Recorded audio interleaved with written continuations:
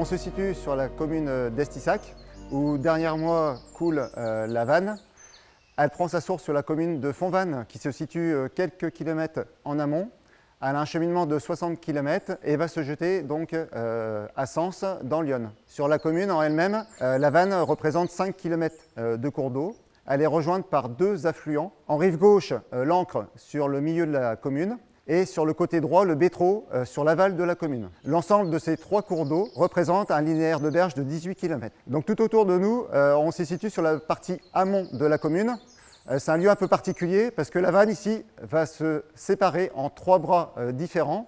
Ces bras ont été créés par l'homme pour des besoins notamment d'alimentation en eau pour le bétail, ce qui fait qu'on a un bras qui est perché. La circulation de l'eau va être plus lente. On va avoir des faciès différents avec, comme on peut le voir, beaucoup de plantes aquatiques. En termes de végétation, on va retrouver des frênes, des aulnes. Plus au milieu, sur le bras du milieu, donc qui était l'ancien bras de la Vanne, il est en eau principalement en période de hautes eaux, ce qui crée aussi une dynamique et une richesse particulière.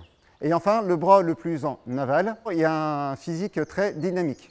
En aval de ces trois bras, une fois rejoints, on va retrouver une dynamique de rivière un peu torrentueux.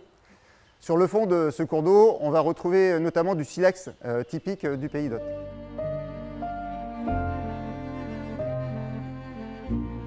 On est au point de confluence entre l'Ancre qui va rejoindre la Vanne juste là à Estissac. Alors ce cours d'eau prend sa source dans le hameau de la Perrière. Donc il a un linéaire de 15 km. C'est un cours d'eau de première catégorie piscicole où on va retrouver principalement de la truite. Alors au syndicat de la Vanne, on va s'occuper de la Vanne à partir de Neuville-sur-Vanne jusqu'à sa confluence avec l'Yonne à Sens et de certains de ses affluents, dont la première partie de l'Ancre. On va avoir les 10 premiers kilomètres qui sont gérés par le syndicat de la Vanne et les 5 derniers kilomètres qui sont gérés par Trois-Champagne Métropole. Ce cours d'eau, il se gère naturellement, c'est-à-dire qu'il va y avoir une dynamique naturelle. On ne va pas forcément intervenir dessus et on va laisser la nature faire. On n'a pas une contrainte trop d'urbanisme et donc la nature peut se gérer toute seule. L'intérêt de cette gestion, c'est de conserver le plus naturel possible le cours d'eau sans l'influence de l'homme. Alors le changement climatique a un impact sur le cours d'eau de manière globale. On va avoir un réchauffement de l'eau, on va avoir moins d'eau et on va surtout avoir le développement de maladies pour les arbres présents sur les berges. Donc on va avoir un dépérissement de l'ensemble de la ripisylve, ce qu'on appelle les arbres au bord de la berge. Pour faire face à ce réchauffement climatique, il y a différentes actions qui peuvent être mises en place. Il y a par exemple la replantation d'arbres adaptés au réchauffement climatique. Il y a des projets de restauration morphologique par exemple. Donc on va réduire la section d'écoulement pour dynamiser les cours d'eau, limiter l'envasement et essayer de faire face au développement des espèces invasives aussi. Donc la démarche d'aujourd'hui, c'est de revenir avec des petits cours d'eau naturels. On veut essayer de revenir à des cours d'eau qui étaient dans les années 60 par exemple, avant qu'ils soient victimes de curage. En fait, on s'est rendu compte que le curage augmentait la section d'écoulement. On avait moins d'eau et donc l'eau déposait des sédiments et ça s'envase tranquillement avec le développement des algues, etc. Alors ce qu'on fait aujourd'hui, c'est qu'on va faire ce qu'on appelle de la restauration morphologique. On va redonner le physique du cours d'eau qu'il avait avant le curage.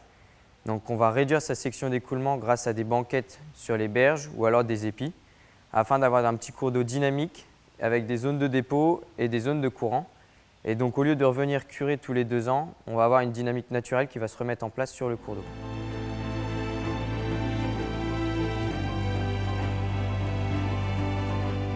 Ici, en fait, on se situe sur le site du Glacis, donc un lieu qui est très connu des habitants d'Estissac par sa fraîcheur et son esthétisme. En fait, c'est un ancien ouvrage hydraulique, un seuil qui permettait de maintenir une ligne d'eau assez haute en amont et permettre d'alimenter les pièces d'eau d'un château qui était présent autrefois sur le parc derrière nous. On ne s'en rend pas compte ici, mais en fait, plus en aval, donc il y a le parc du château. Comme on peut le voir sur les images, il y a un cours d'eau serpente au milieu, donc c'est bien la Vanne, et ça permettait également d'alimenter les fossés du château. Derrière nous, il s'agit donc du Bétreau, un affluent en rive droite de la Vanne sur la commune d'Estissac. Il a un cheminement de 8 km de long et prend sa source sur la commune de Dieray-Saint-Julien. Donc derrière nous, on est sur le moulin d'Aiguebaude. Ce site a eu plusieurs utilisations, comme un moulin à blé, et actuellement il est utilisé comme production piscicole.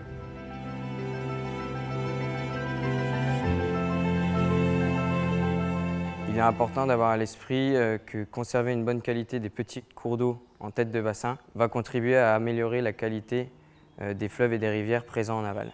Le patrimoine hydraulique de Troyes-Champagne Métropole fait l'objet d'une surveillance afin d'en préserver au mieux sa qualité et donc sa biodiversité.